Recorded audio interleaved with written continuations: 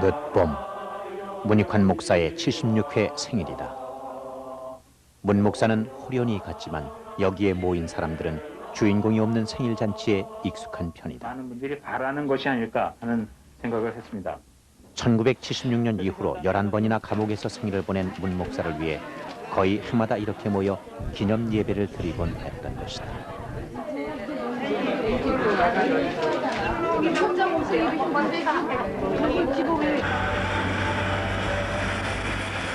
문 목사가 미처 그 탄생을 보지 못한 통일맞이 7천만 결의 모임에서 8월 1일 첫 번째 통일대 장정길에 올랐다.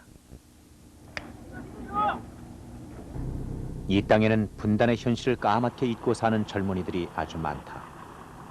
다가올 통일을 준비하기 위해서는 먼저 분단의 현실을 직시할 필요가 있다. 이것이 이번 대장정의 의미다. 비 오는 날도 이렇게 지방에 생기면요.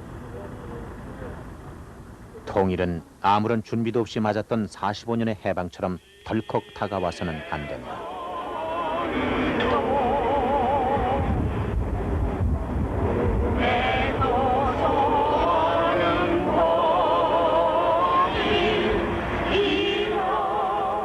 문 목사는 89년 방북에서 통일을 보았다.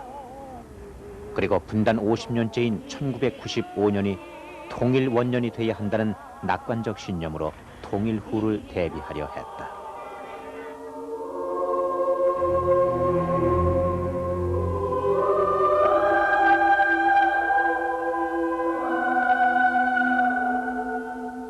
아무리 그의 부재에 익숙해 있다고는 하지만 갑작스레 떠난 남편의 자리는 너무도 커서 박장나도 한동안은 넋을 잃은 채 막막해하기만 했다. 평생을 동지요 친구처럼 서로를 의지하고 지내왔는데 이제 남은 길을 혼자서 걸어가야 하는 것이다. 문 목사는 박장로뿐 아니라 이 땅 곳곳에 커다란 자취를 남겨놓고 떠났다. 문익환은 누구였던가? 통일운동가? 민주투사? 신학자? 하나의 정의로 문익환이란 인간을 쪼갤 필요는 없다. 순수한 열정으로 삶과 인간을 사랑한 정말로 아름다운 사람. 이 한마디로도 충분하기 때문이다.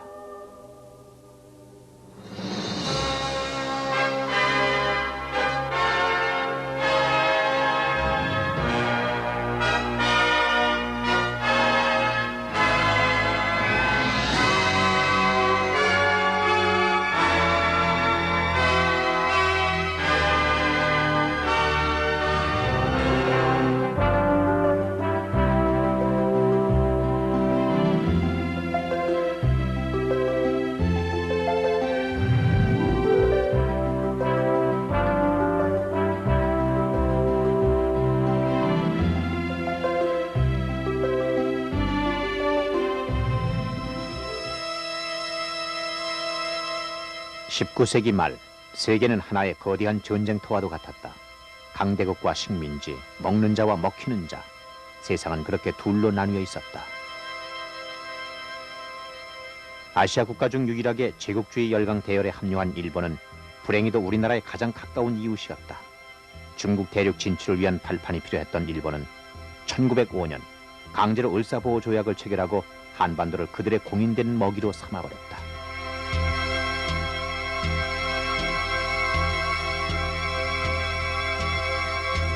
많은 사람들이 흉년을 피해 일제의 압박을 피해 새 삶터를 찾아 떠나기 시작했다.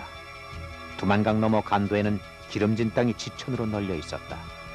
고향을 떠난 유랑민들이 정착하기에는 안성맞춤인 곳입니다. 문익환은 1918년 바로 이곳 명동마을에서 문재린 목사와 김신묵 여사의 장남으로 태어났다. 명동은 바로 그의 조부가 뜻맞는 3명의 학자들과 함께 일가 친척 141명을 이끌고가 개척한 공동체 마을이었다. 그들은 이곳에 학전을 만들고 그곳에서 나온 수입으로 신학문을 가르치는 학교를 세우고 기독교도 받아들였다. 문익환의 부모는 누구보다 일찍 깬 선각자들이었다. 아버지 문재린 목사는 이 마을 최초의 유학생이자 목사였으며 독립운동의 투신에 4차례나 옥고를 치르기도 했다. 교회의 권사였던 어머니는 익환과 통환 두 아들의 백엔모에 태극 무늬를 수놓고 애국가를 가르치며 민족의식을 일깨워 주시던 분이었다.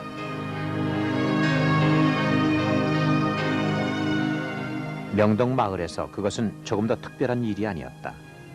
중국과의 교통로에 놓여 있었던 이 마을은 당시 독립운동의 본거지였다. 이 마을 나무 아래서 사격 연습을 하던 총으로 이토 히로부미를 암살한 안중근, 임시정부를 이끌던 이동희 등 수많은 독립지사들이 이 마을을 드나들었다. 또 독립운동가 송몽규, 민족시인 윤동주는 문익환의 둘도 없는 소꿉친구였으니 명동 마을 사람들은 모두가 애국지사요 독립운동가나 다름없었던 것이다.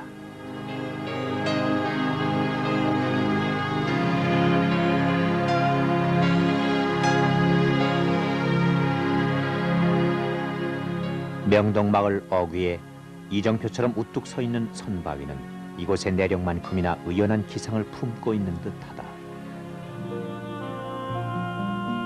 대륙의 웅지가 느껴지는 넓은 이 땅, 큰 뜻과 넉넉한 마음을 품고 있었던 부모 문익환은 민족의식과 선각자로서의 사명감을 공기만큼이나 자연스럽게 호흡하며 자라왔다. 그러나 그의 가슴속 올곧은 정신은 언제나 고요한 성격 속에 묻혀 있었다. 그저 순하고 착해서 남을 때릴 줄 모르는 아이, 조용하게 하나님을 섬기는 어린 신앙인, 풍부한 감수성과 총명함을 지닌 모범생 아이가 어린 문익환의 모습이었다.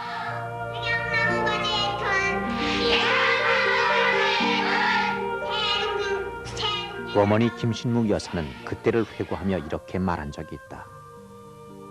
이렇게 순하고 태구할 줄도 모르는 아가 와 저리도 사나워졌는지 모르겠구만. 등이를 위해 싸우느라 길에 깠디.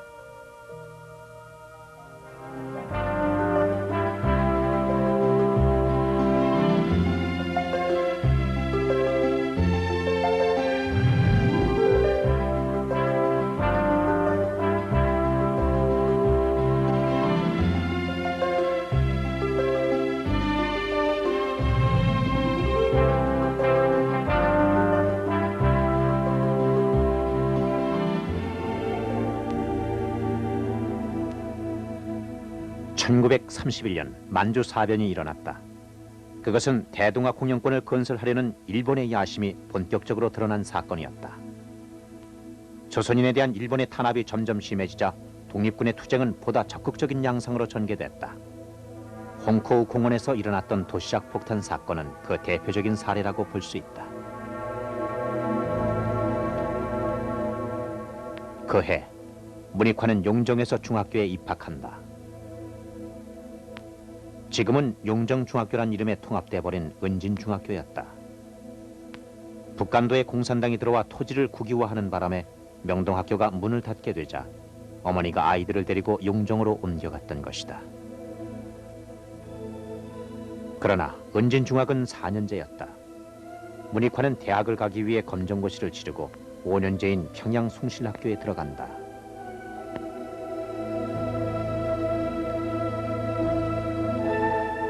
처음부터 그리 순탄하진 못했던 중학생활을 문익환은 절친한 친구 하나와 계속 함께했다. 그에게는 늘 순수 영혼 그 자체로 기억되던 시인 윤동주였다. 6년의 소학교 시절과 중학 시절까지를 함께하며 종교와 문학을 얘기했던 윤동주는 평생토록 그의 삶에 커다란 영향을 미쳤던 친구였다.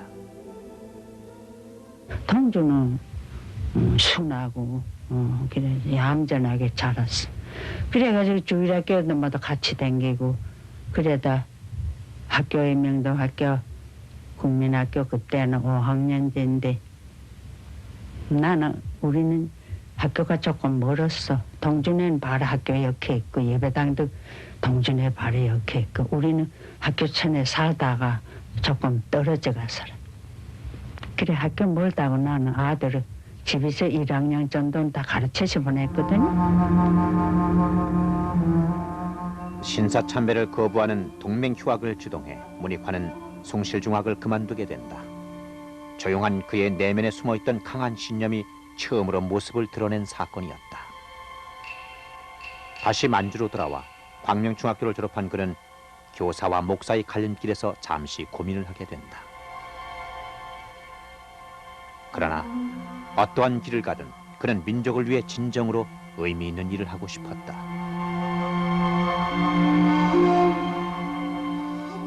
(1938년) 문 목사는 일본 유학길에 오른다. 그것이 그에게 가장 자연스러운 선택이라는 믿음으로 마침내 목사의 길을 가기로 결심한 것이다.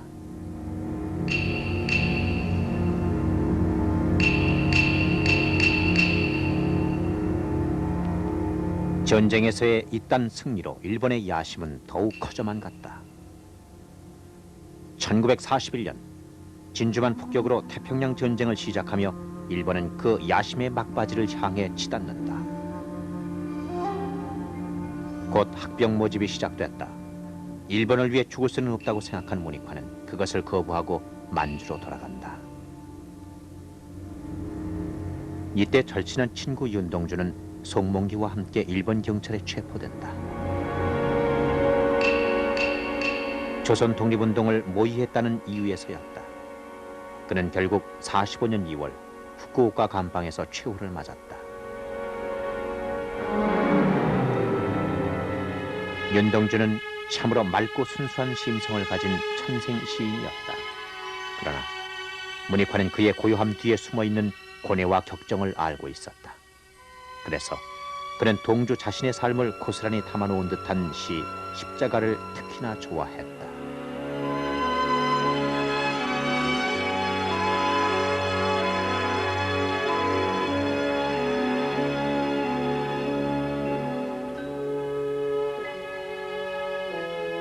동주의 죽음으로 문익환은 말로 다 할 수 없는 충격을 받았다. 그리고 여전히 살아있는 자신에 대해서는 엄청난 부끄러움을 느꼈다. 윤동주는 문익환에게 친구 이상의 의미였다. 감수성이 통하는 마음의 벗이었으나 때로는 더할 나위 없이 자신을 작아지게 하는 존재였다. 그는 오랫동안 동주로 인해 자신은 시를 쓰지 못한다고 생각했다.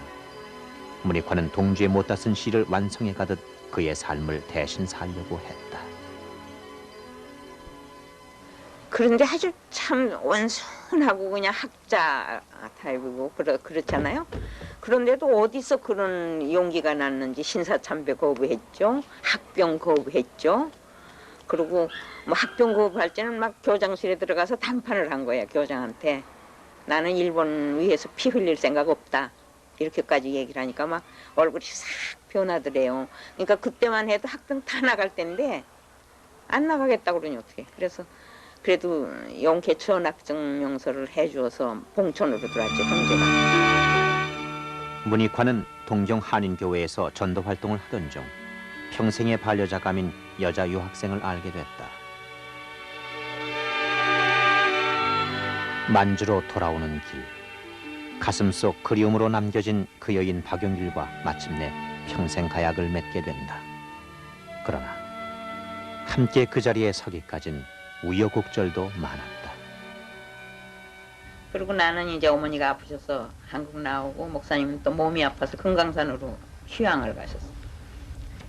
그래가지고 이제 문안 편지가 오고 갔는데 이제 그때문에 이제 말하자면 청원 편지가 온 거야. 이제 그 옆에서 늘 자기를 보살펴 줄 수 없겠냐 뭐 이런 식으로 이제 이렇게 돌려서 얘기를 하고 그랬는데 이제 집에서 반대를 하기 시작하신 거지.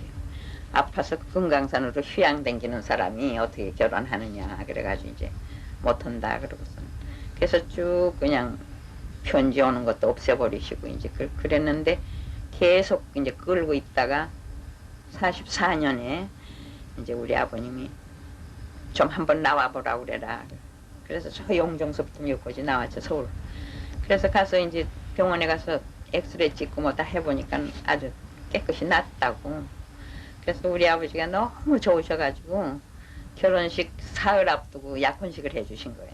그래가지고 6월 17일에 안동교회에서 결혼을 하는데 그때만 해도 아주 전쟁 막바지라 자동차도 없어요 그때는. 그래서 인력거를 타고 끄떡끄떡 하면서 이제 안동교회 가서 그래 결혼식을 하고. 폐병을 앓고 있던 청년이었기에 6개월만 함께 살아도 좋겠다는 각오를 했었는데 50년이란 긴 여정을 함께하리라곤 진정 꿈도 꾸지 못했었다.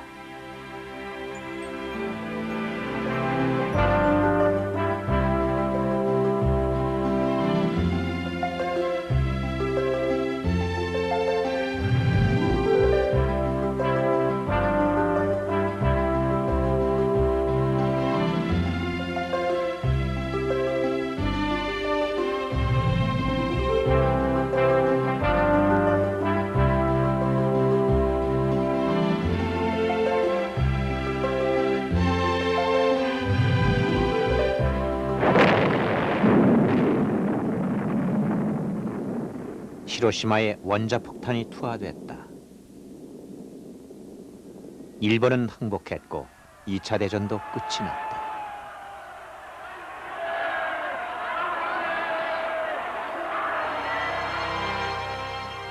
그러나 한반도는 혼란의 연속이었다. 자주적으로 민주국가를 세우려는 노력이 주변 강대국의 개입으로 계속적인 어려움에 부딪혔던 것이다.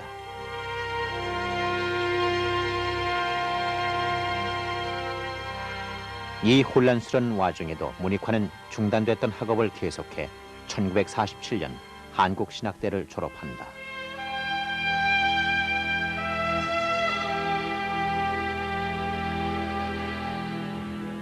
졸업과 동시에 목사 안수도 받는다.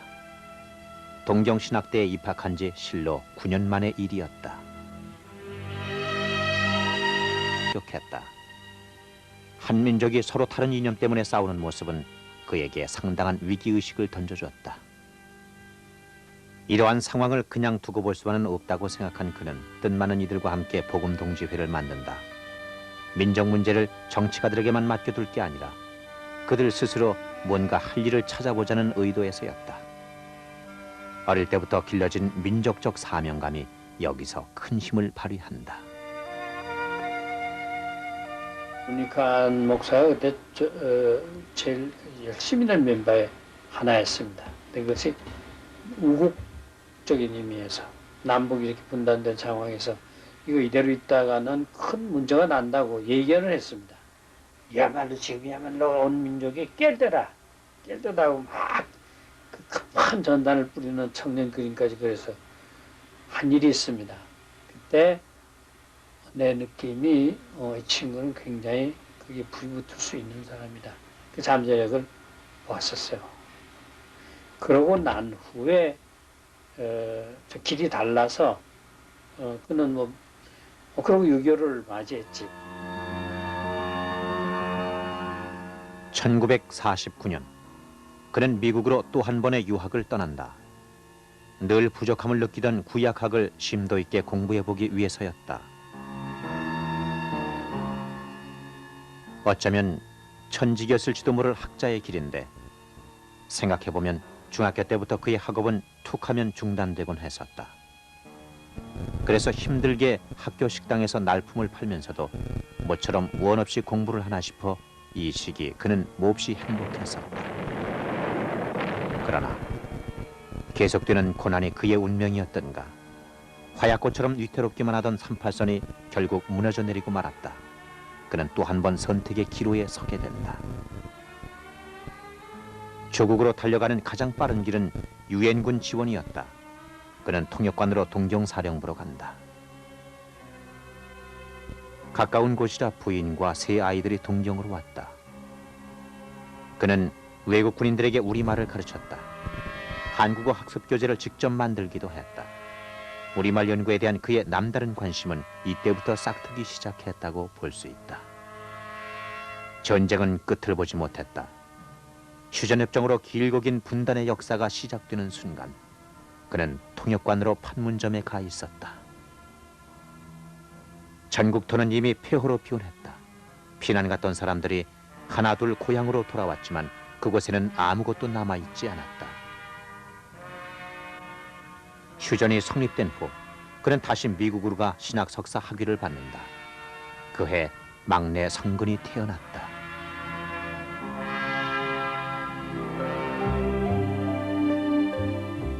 문 목사는 이제 신학 석사가 돼 모교 한신대에서 구약학 강의를 맡게 된다. 한국신학대학은 그의 인생에서 매우 중요한 의미를 차지하는 곳이다. 그곳에서 김재준 목사를 스승으로 만나 죽어서 사는 길을 배우고 옳은 일을 함께 해나갈 수 있는 평생의 동지를 여럿 만났기 때문이다.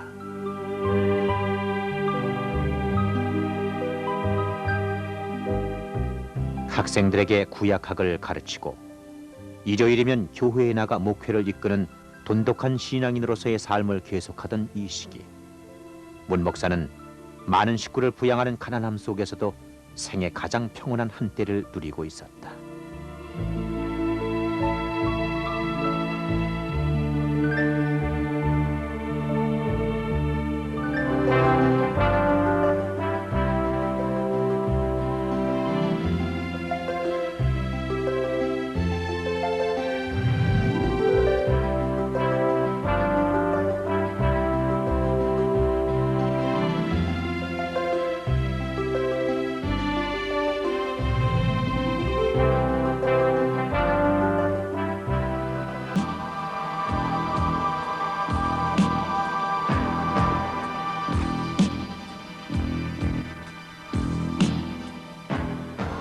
승리의 기쁨은 잠시.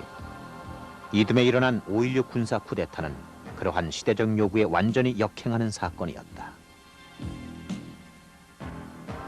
민주정부 수립 초기에 나타날 수 있는 시행착오를 사회 혼란이란 단 하나의 단어로 죄악시하며 국민의 자유를 담보해간 군대는 마침내 군사정권을 세우기에 이른다. 이렇게 제3공화국이 열렸다.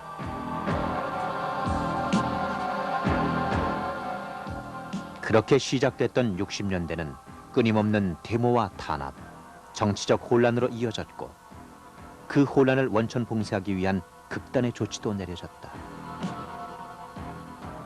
박정희 정권은 가난한 국민들에게 경제개발 논리를 앞세우며 재집권에 성공한다. 게다가 이젠 아예 장기 집권을 위해 헌법 개정을 꾀하려 한다. 개발 독재의 무시무시한 탄압 아래서도 반대 시위는 계속됐다. 민주화에 대한 염원은 그만큼 강했던 것이다. 이때 문익환은 무엇을 하고 있었는가? 신학대 교수로서의 안정된 삶에 만족하고 있었던 것일까?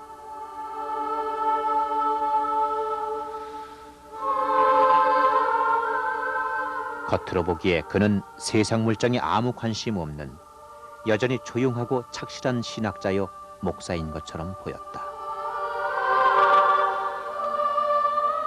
그러나 그건 아니었다. 이 시기 그가 발표한 논문들을 보면 어지러운 사회 상황에 대해 고뇌하며 깊은 슬픔을 느끼는 내면 세계가 드러나 있다. 훗날 그의 쉼없는 활동을 위한 열정이 이때 이미 준비되고 있었던 것이다.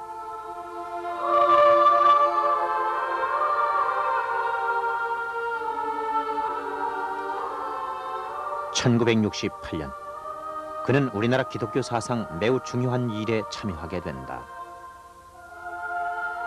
신구교 공동성서 번역 사업에서 구약 번역의 중임을 맡은 것이다. 그렇지 않아도 개인의 오랜 수건 사업이었던 터라 그는 강의와 설교 모두를 포기하고 이 일에만 매달린다. 해박한 지식과 뛰어난 언어 감각을 총동원해 고대 히브리어를 직접 번역한 그 성서는 쉽고 친근한 어투로 지금까지도 많은 사랑을 받고 있다.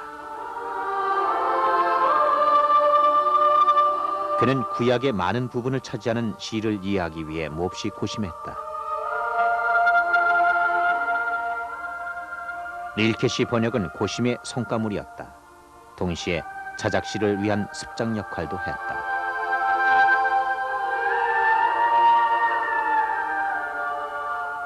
그는 마침내 시인이 됐다. 늦은 나이에 등단이라고 자작시의 한 구절을 빌려 늦봄이란 아호를 붙이며 그는 시인이 됐다. 이때 부인에게도 봄길이란 고운 이름 하나를 지어줬다.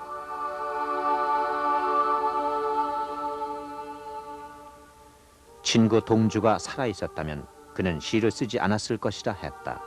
그랬을까? 그랬다 하더라도 그는 이미 오래전부터 시인이었다.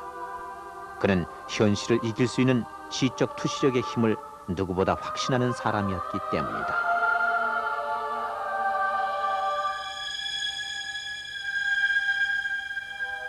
개헌을 반대하는 시위가 더욱 거세지자 그 성난 파도를 막기 위해 또 한 번의 비상조치가 내려진다. 그리고 드디어 유신헌법은 그 실체를 드러낸다. 이제 정부는 노골적으로 국민들의 자유를 구속하기에 이른다. 이런 상황에서 정부와 맞서 싸운다는 것은 목숨을 건 크나큰 용기를 필요로 했다.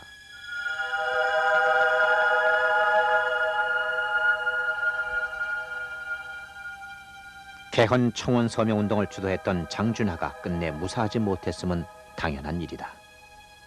그렇지 않아도 장준하는 독재 정부에 대한 강도 높은 비판으로 내내 정부의 미움을 받아왔었다.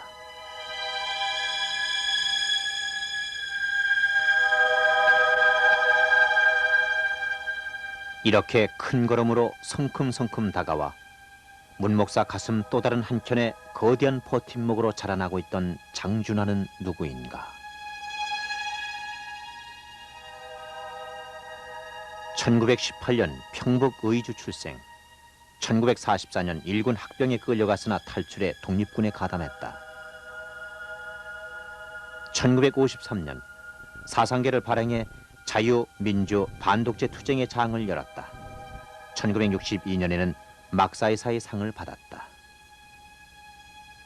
유신헌법의 비민주성을 폭로하며 격렬히 투쟁하다가 긴급조치 위반으로 15년형을 선고받았다. 그 즈음 문 목사의 일상에 큰 파문을 일으킨 실로 중대한 사건이 발생한다. 소위 인혁당 사건의 주범 8명이 사형 선고를 받고 하루도 채 지나기 전 집행돼 버린 것이다. 문 목사는 그들의 장례식장에서 처음으로 경찰과 몸싸움을 벌이게 된다. 한 사람 한 사람 저렇게 죄다 출중한 사람들이었었어요. 그래서 많이 그 나라를 사랑하고 어떻게든지 올바르게 살라고 애쓰던 사람들이 그것도 한둘도 아니고 한꺼번에 8명이나 그것도 그냥 언더든지 하루도 지나지 않아서 통분해하시면서 이럴 수가 있느냐, 이렇게 대법원 판결 난 지 몇 시간 내에 8명을 한꺼번에 이렇게 처형할 수 있느냐 하는 거고, 굉장히 하여튼 분개하시고 그런 모습이 참 잊혀지지 않는 모습이에요.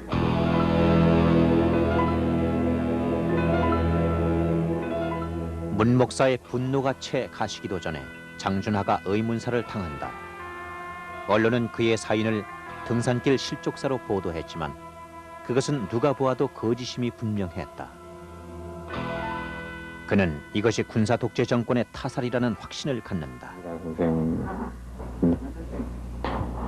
돌아가시던 날 그날 저녁에 7시인가 8시쯤 하여튼 전화를 받으셨는데 장준하가 죽었다 하면서 받으셨는데, 그때 하여튼 나도 같이 집에 있었는데 굉장히 큰 소리로 장준하가 죽었어 그러면서 그때 충격을 굉장히 받으셨고, 누가 대타할 사람이 없는 분이 가셨다고 그렇게 생각들을 했기 때문에 굉장히 비통해 하셨죠. 그런데다가 또 윤동주 그렇게 비명에 갔고, 그러니까 자기 절친한 친구가 그렇게 둘 다 비명에 가고 그러는 거 굉장히 가슴 아파하고, 그리고 이제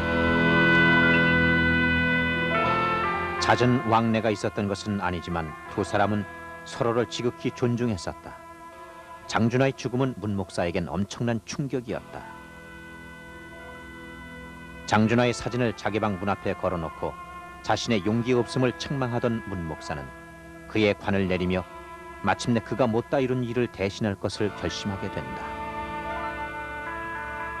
그의 죽음을 땅속에 묻을 순 없다. 그를 되살려내야 한다. 죽은 장준하를 자신의 가슴속에 되살려 굳센 기둥으로 우뚝 세우며 문 목사는 환갑이 다 된 나이에 민주화 운동의 최전선으로 달려나가기 시작한 것이다.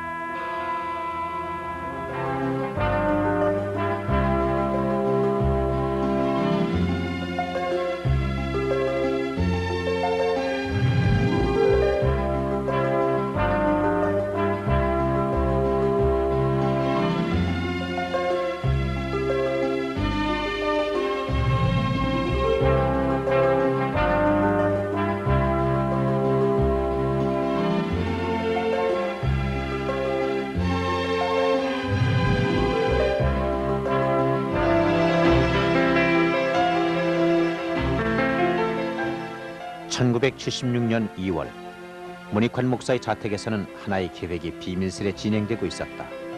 기꺼이 장준하의 대타가 되기로 한 그였다.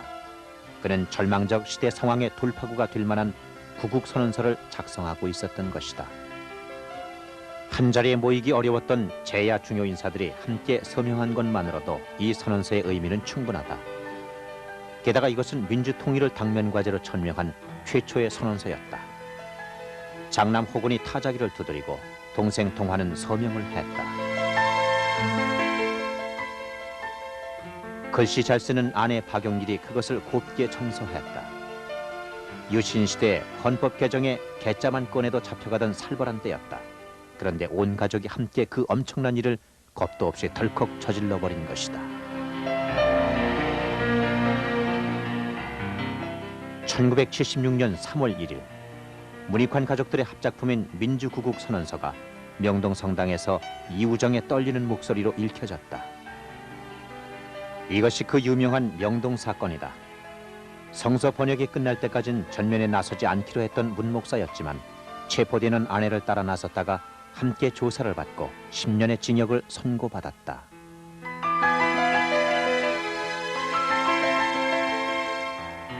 첫 투옥 당시 그는 58세였다.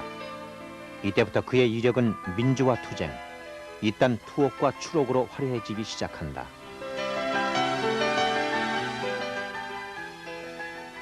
위대한 투사라고 불리는 모든 사람들이 그렇듯 문 목사도 감옥 생활을 통해 점점 더 단련돼 간다. 이것이 바로 우리가 아는 문익환 목사의 삶이다. 수의를 입고도 늘 환한 웃음 가득하던 얼굴, 가족과 지인들을 향해 매일같이 띄우던 봉합엽서, 법정 안에서도 언제나 당당하던 목소리. 이때부터 그에게 창살 안과 바깥의 구분은 아무 의미가 없어진다. 그는 감옥에 들어가게 된 것을 하나님의 축복이라 여겼다. 참 민중의 삶을 보고 민중의 진짜 힘을 느끼게 됐기 때문이다. 사실 처음 감옥 생활을 하면서 그는 밑바닥 인생들의 상소리가 싫어 소음으로 귀를 틀어막은 적도 있었다. 그러나 문 목사는 감옥 생활을 통해 그들의 인간다움을 느끼고 척박한 이 땅의 현실을 알게 해주신 하나님께 진정으로 감사드리며 신랑이 신부의 방을 찾듯 감옥을 드나들기로 했다.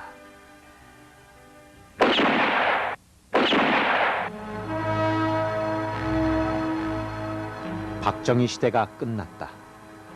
덕분에 문 목사는 형 집행정지로 출소했지만 암흑의 시대가 끝나버린 것 같지는 않았다. 80년의 봄, 광주 민주화 항쟁으로 그는 6개월 만에 다시 구속됐다.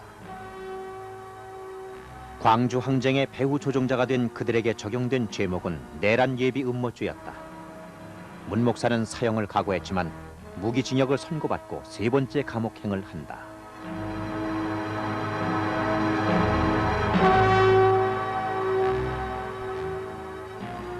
이제 감옥은 정신력의 수련장이 아니라 여생을 보내야 할 삶의 둥지가 되어버렸다. 계속되는 시련. 그러나 문 목사는 이것이 예수의 고난에 더욱 가까이 가는 길이라 믿었다. 게다가 혼자서 외로이 가는 길도 아니었다. 고달픈 옥바라지에도 눈물 한 번 쏟지 않고 그 곁을 지켜주는 당찬 아내가 있지 않은가. 2시 10분 차로 올라왔습니다. 당신의 빨간 손이 눈에 밟혀서 못 견디겠습니다. 공주는 유난히 추운 것 같이 느껴졌어요. 왜 손발이 오려야 하는지 알 수가 없습니다. 하나님께서는 견딜 수 없는 시련은 주시지 않는다고 하셨는데 말입니다. 우리는 대대로 성직자로서 나라와 교례를 위해 살아왔는데 왜 모두가 사대가 헤어져서 만나지도 못하고 그리워하는지, 몇 년을 두고 계속되는 시련을 기도 없이는 지탱할 수 없는 것 같습니다. 바알에게 무릎 꿇지 않은 7,000명을 남겨두셨던 하나님을 믿으며 하루하루 지내가야겠지요. 그럼 안녕히 주무십시오. 밤이 깊었습니다. 바오가 우리 방에 와서 까불다갔습니다. 굿나잇, 길.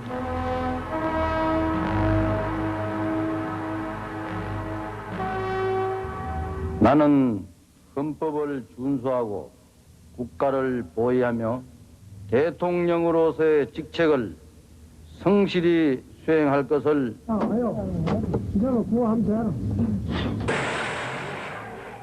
오공화국이 출범했다.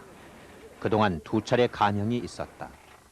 그리고 이듬해 겨울, 형집행 정지로 그는 31개월 만에 풀려나온다.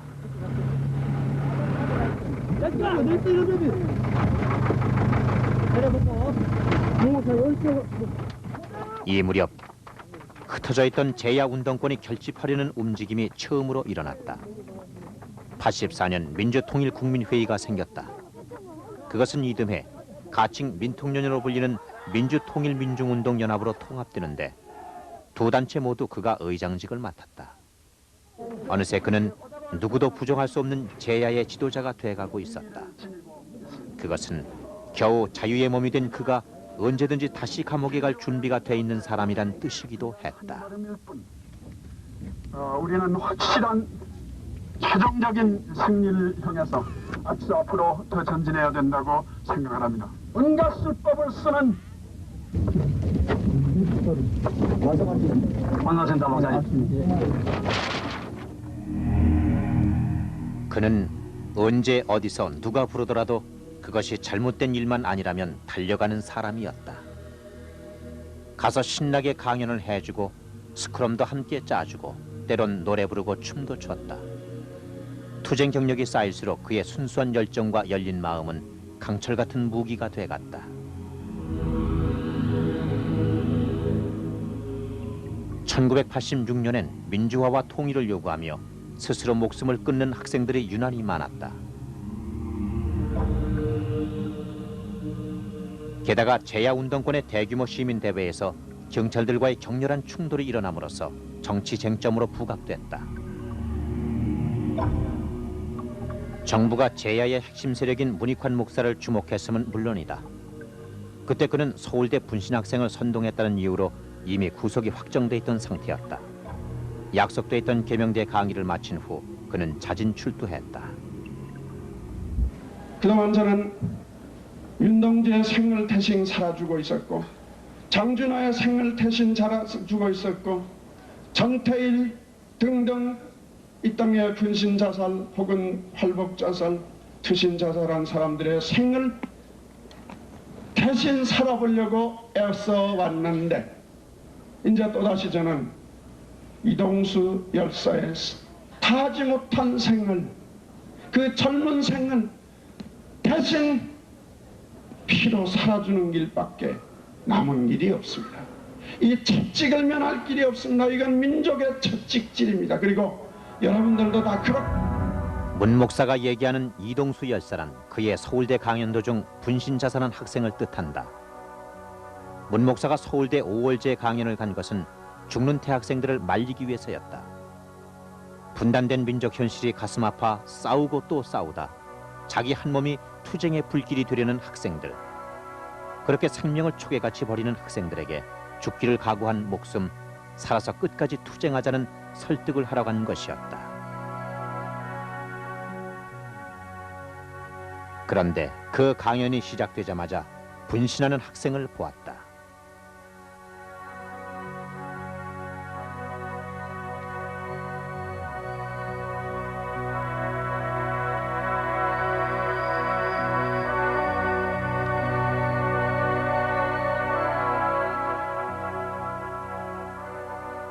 그렇게 시작된 네 번째 투옥 생활이라 생명 있는 모든 것들에 대한 사색이 깊어질 수밖에 없었다. 그것은 살아있음에 대한 감사와도 연결된다.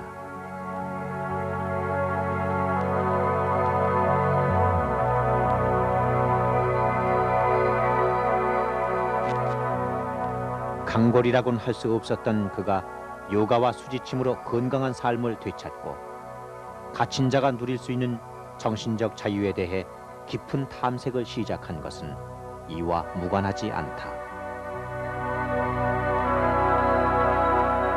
문 목사는 수용 생활을 하면서 감옥 창살에 와 앉는 새 한 마리 푸른 포기에도 유난한 애정을 쏟으며 손자 바우에게 그 신비한 경외감을 편지로 써보내기도 했다.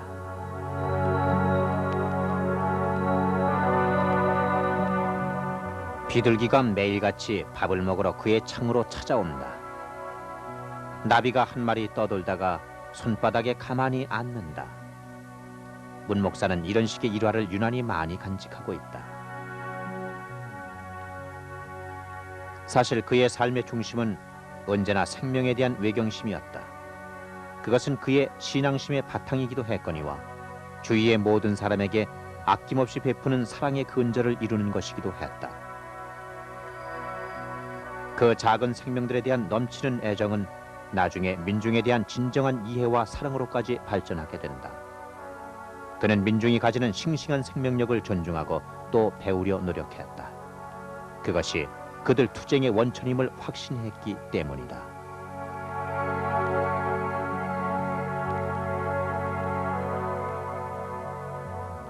물론 감옥에 들어가서 더 그렇게 깊어지셨지만도 그 생명사랑이라는 게 사람은 물론 그 귀중한 생명인데 이제 감옥에 들어가셔서 아무튼 곤충까지 전부 그냥 풀포기 꽃 하나 뭐 그런 것까지도 그렇게 생명이 있는 것은 소홀히해서는 안 된다는 걸 아주 이제 그렇게 많이 얘기를 하셨는데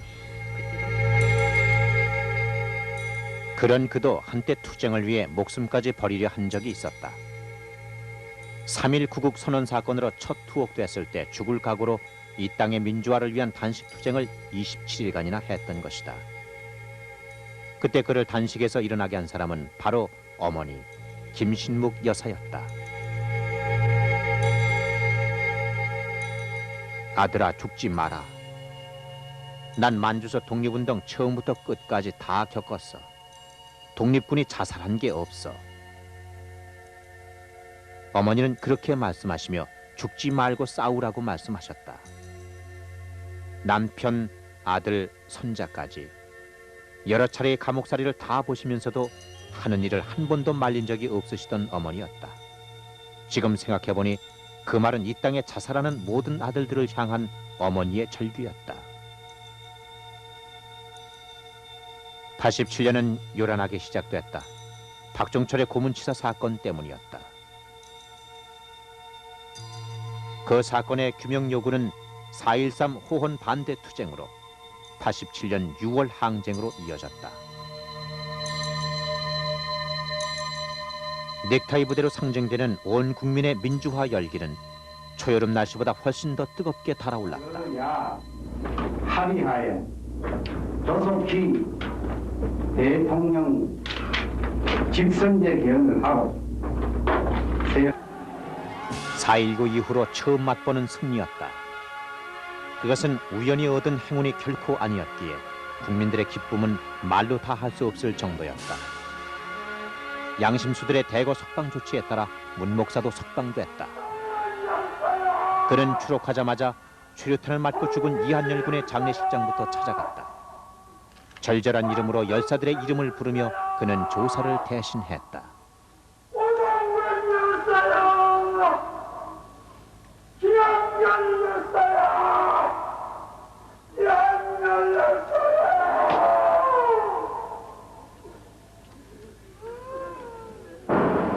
그리고 그는 출석 기도를 드리기 위해 향린 교회로 갔다. 하나님 감사합니다.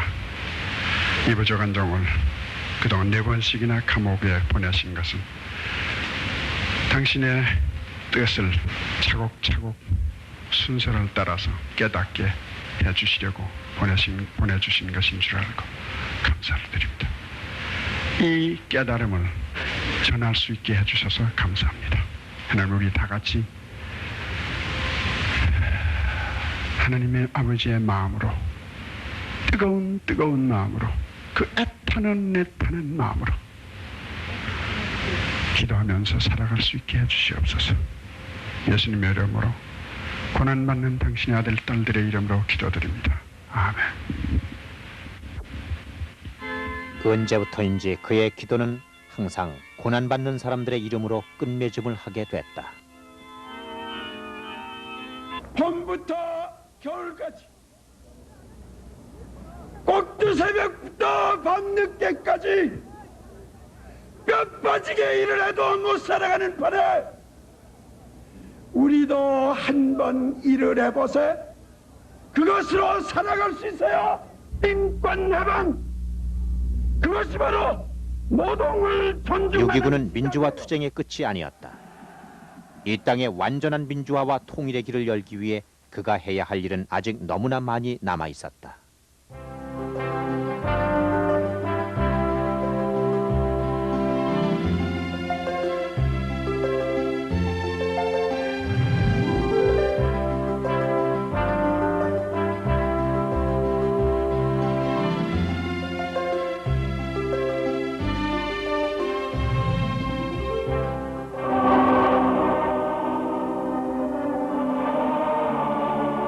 (1989년 3월 25일) 우리나라 현대사의 한 사건으로 기록될 만한 일이 일어났다.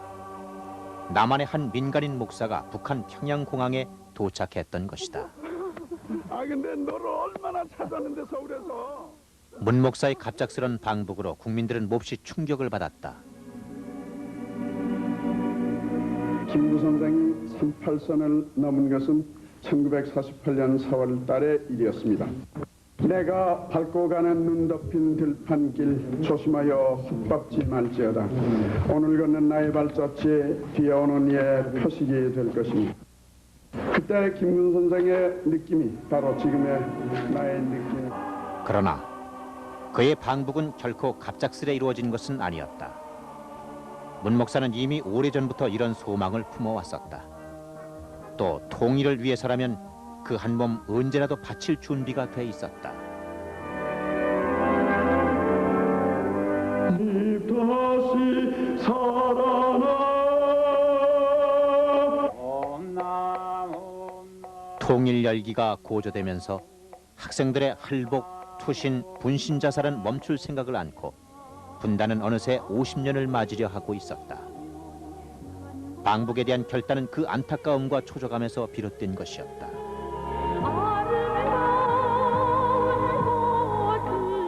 45년의 분단은 우리 민족의 수치라며 한탄하던 그가 마침내 온몸으로 가슴으로 평양을 만난 것이다.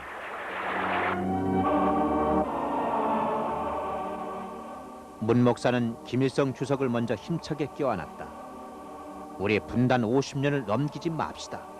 그의 진심 어린 첫마디는 이랬다.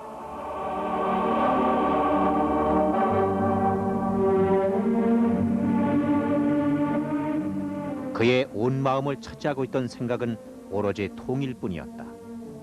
문 목사는 분단 이후 긴 세월 동안 휴전선 넘어 저쪽 땅이 언제라도 갈 수 있는 곳임을 최초로 보여준 사람이었다. 북한 땅을 밟고 다니며 그곳 사람들을 만나며 그곳에도 우리와 똑같은 사람이 살고 있다는 확인을 해준 사람이었다. 그리고 서로의 그리움이 얼마나 절실한 것인지를 모두에게 새삼 상기시켜준 사람이었다. 문 목사의 방북으로 이제 통일은 충분히 실현 가능한 주제로 다가오기 시작했다. 그러나 돌아오는 길, 그의 마음은 무거웠다. 지금이야말로 통일을 더 이상 미룰 수 없다는 생각 때문이었다.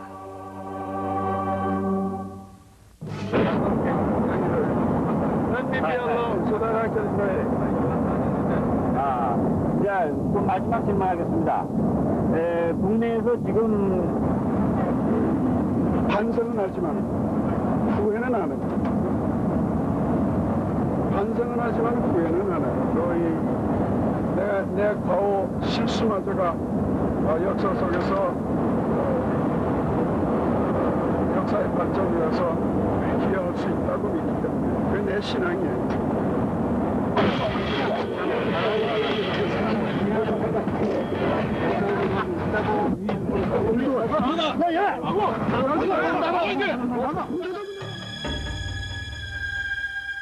그는 자신이 중죄인 취급을 당할 것을 알면서도 이 땅에 돌아왔다. 진정 이 땅을 사랑하기 때문이었다. 그러나 이 땅의 언론은 앞다투어 그의 순진한 신념과 용기 있는 실천을 몽상가, 소영웅주의자, 감상적 통일지상주의자의 치기로 맹렬히 몰아세웠다.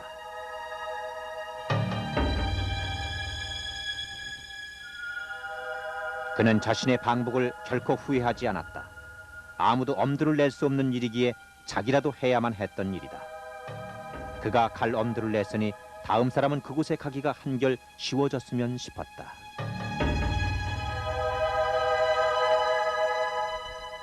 전 국민의 관심 속에 재판이 진행됐다.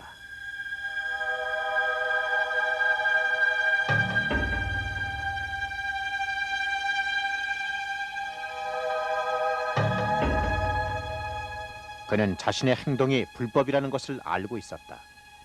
그리고 자신이 때로 감상적이라는 사실도 인정했다.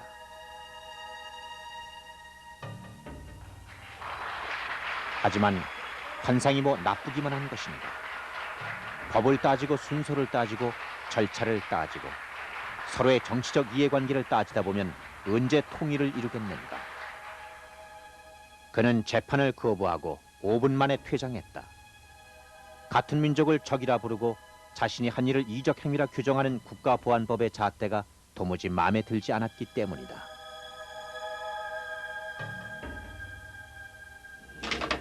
남편의 방북 계획을 알고도 눈 하나 까딱 않고 차근차근 그의 준비를 도왔던 아내. 그가 계획을 포기하려던 순간 오히려 그를 힐책하던 아내 박영길. 그녀도 다시 남편과 함께 기약 없는 수용 생활에 들어갔다.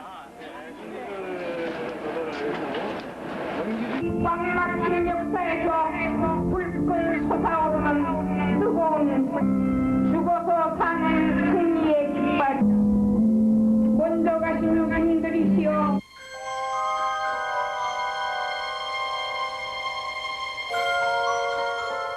긴 감옥 생활에서도 수지침과 요가로 건강을 유지하며 언제나 웃음을 잃지 않았던 그가 이번 5번째 투옥에선 왠지 병을 얻어 나왔다.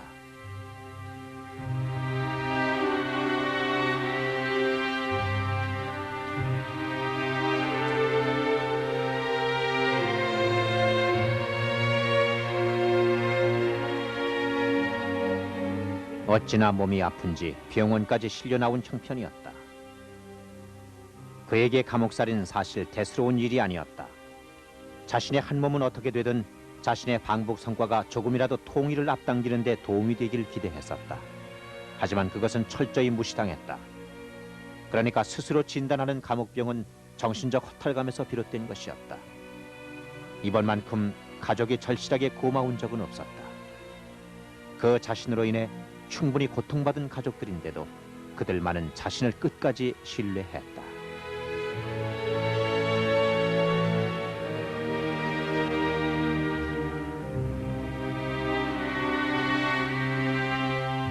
특히 당신의 남편과 2 아들, 맞손자에 이르기까지 13번에 이르는 감옥행을 보면서도 옳은 일 하는 그들을 항상 떳떳이 생각해 주시던 어머니.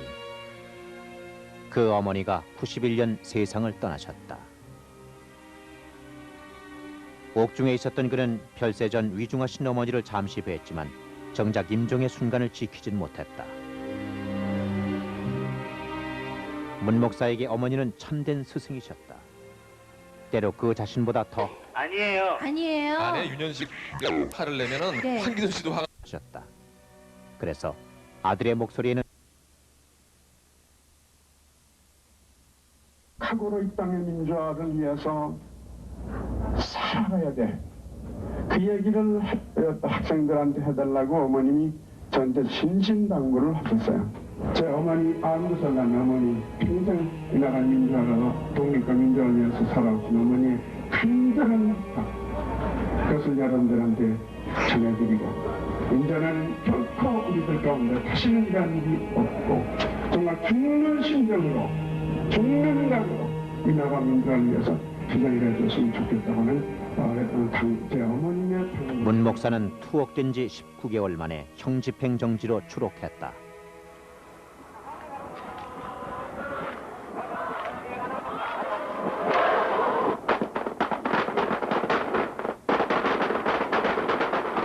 몸과 마음의 건강을 완전히 회복한 그는 시위 현장으로 강연장으로 뛰어다니며 예전과 다름없이 활동을 계속한다. 1991년 범민련 남측본부 결성준비위원회 위원장을 맡는다. 그해 6월 소위 분신정국에는 죽은 이들을 위한 장례위원장을 죄다 도맡다시피 한다. 대부분 유족들의 강력한 요청 때문이었다. 남면 무사없이 와 그분한테 몰려가지고 쌓인 공세를 전태일의 죽음을 본 이래 그는 젊은이들의 죽음을 예사로이 봐넘길 수가 없게 됐다. 우리나라의 7, 80년대가 얼마나 많은 젊은이들의 죽음을 요구했던가. 그런데 90년대까지도 그 죽음이 이어지고 있었다. 빠져 빨리.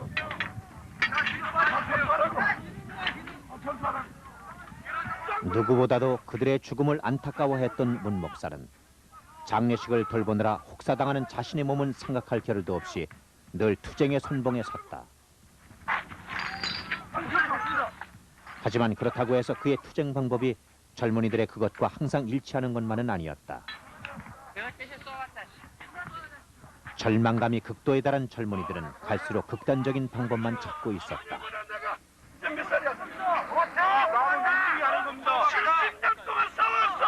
아버님이 좀 70년 동안 싸웠어. 싸움이 하루에 끝나나? 온몸으로 싸우게 승리를 지켜준 사람이 요청합니다. 그 싸움 때문에 우리 못했는데 지금 이쪽에 광주 시민들이 우리는 시민들이니까 지금 어디에 됐어? 우리면 망신시켰죠. 광주가 어떻게 우리를 망신시켰어?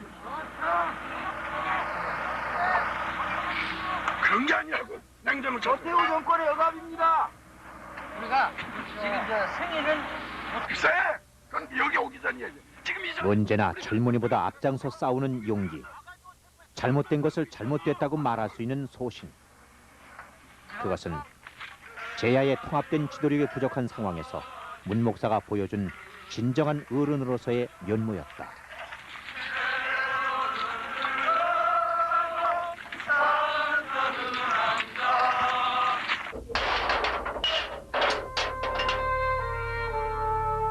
문 목사는 형집행정지 취소로 다시 수감된다. 6번의 감옥 생활을 견뎌내는 것이 말처럼 쉬운 일은 결코 아니다. 그런데도 그는 도무지 감옥행을 두려워하지 않았다. 이 마지막 수감 생활 중 그는 노벨 평화상 수상 후보로 추천을 받았다.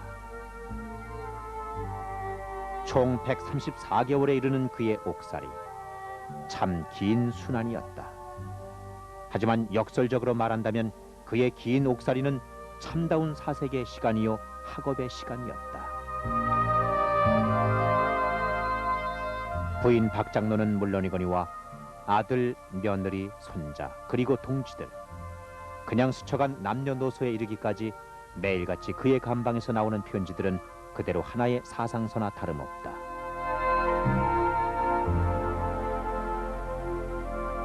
그의 편지글은 어느 것이나 생명에 대한 외경과 사랑으로 충만해 있다. 그리고 또 통일과 민주화에 대한 변함없는 열망으로 가득하다.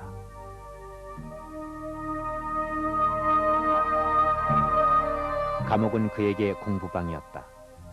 그는 그곳에서 인간과 문학과 종교와 언어를 탐구했다. 그는 그곳에서 시를 썼다. 심지어 그는 그곳에서 새로운 민간요법을 개발하기도 했다.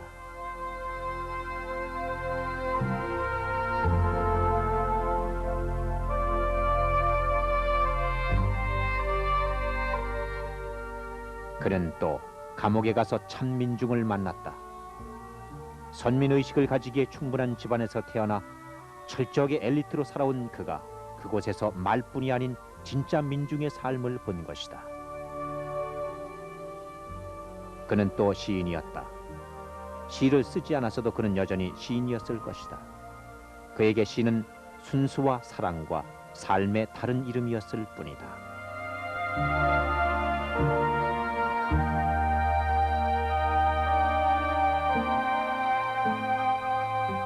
그의 사랑법은 특별하다. 결코 지치지 않고 마르는 법도 없다. 누구도 하기 힘든 사랑이 아닌가. 그 사랑은 단단한 쇠창살조차도 막지 못하는 것이었다.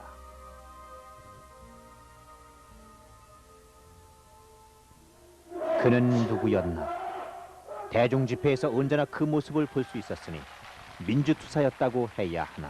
그런데 제가 말씀드린 것처럼 민중해방, 민족해방 둘로 크게 이해할 수가 있습니다.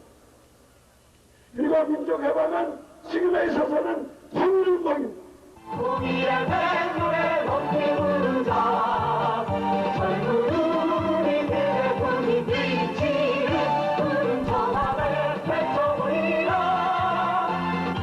두려움 없이 너를 전하자 어디여차 통일의 바다로 어디여차 통일하리라. 통일의 백물에 높이 부르자 젊은 우리들의 꿈이 불법인 줄 뻔히 알면서도 북한에 다녀오고 언제 어디서나 통일을 외쳤으니 통일운동가라는 이름을 붙여야 할까?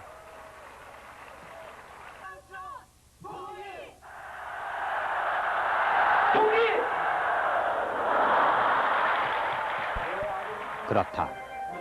89년 방북 이후 문 목사는 통일운동의 상징이 되어버렸다. 그는 스스로 불씨가 돼 오늘의 이 뜨거운 불길을 지핀 장본인이다.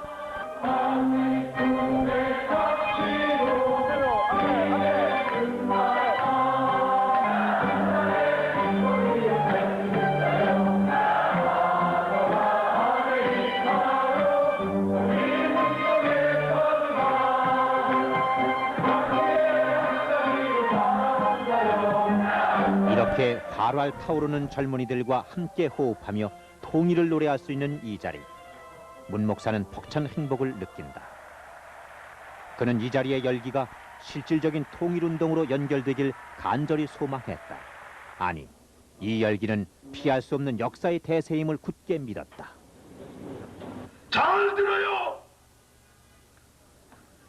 민의 통일을 꺾을 생각을 엄두도 내지 마라.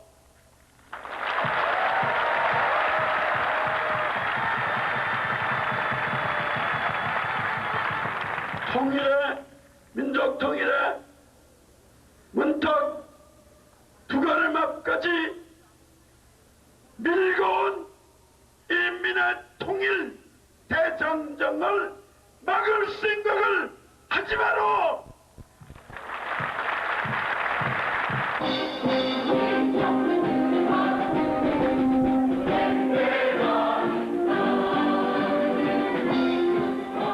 마지막 수감 생활을 마치고 출소한 93년, 그는 통일맞이 7천만 결의 모임을 제창했다. 그것은 새로운 통일운동을 추구하는 모임이었다.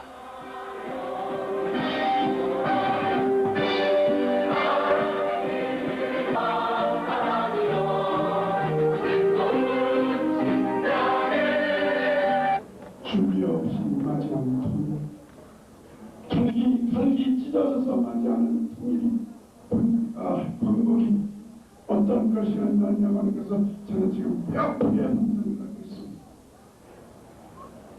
준비 없는 방법, 갈기갈기 찢어져서 맞이하는 방법이 이스라엘과 새로운 48년 분단의 생활로 이어진 거다. 지금까지는 통일을 이루는데 최종 목표가 있었다면 이제부터는 통일 이후를 대비하는 방향으로 바뀌어야 한다는 게 그의 생각이었다. 여기서 남보다 한 발 앞선 것을 보고 실천하는 그의 예언자적인 면모가 드러난다.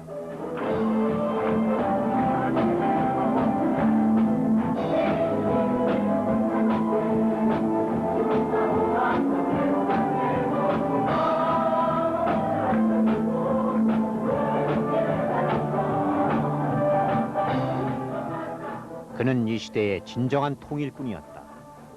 그게 가장 어울리고 적당한 이름인지도 모르겠다.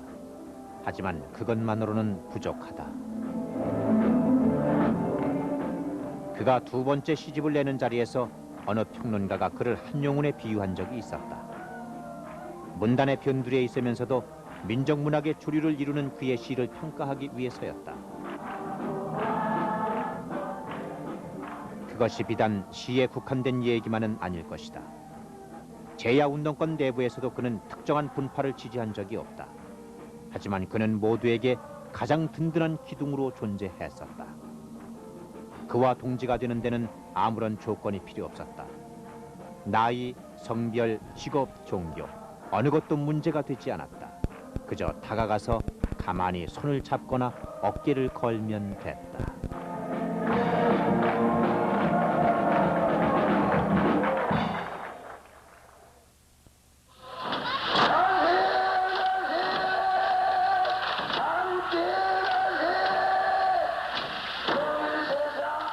(1994년 1월 18일) 문익환 목사가 너무도 갑자기 세상을 떠났다.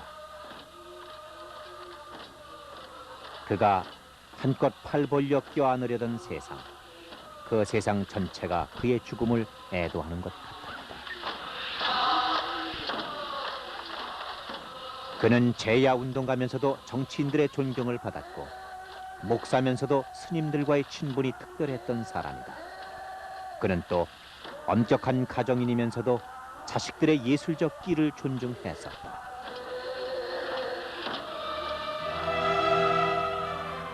그는 항상 모든 사람과 더불어 살기를 소망했다. 어린애 같은 순진함과 소년 같은 열정으로 언제나 세상을 보듬으려 했다. 그는 넉넉한 품을 가진 사람이었기에 무엇이든 포용할 수 있었다. 편가르기 좋아하는 사람들은 그런 그를 무원칙론자라고 비난하곤 했다. 그의 마음은 항상 열려 있었기 때문에 언제나 솔직하고 용감했다. 손익계산에 능한 사람들은 그런 그를 무모하고 충동적인 사람으로 매도하곤 했다. 그는 다만 몹시도 순수한 사람이었을 뿐이다. 세상은 그의 순수한 열정과 순수한 사랑과 순수한 소망을 상처내기 일쑤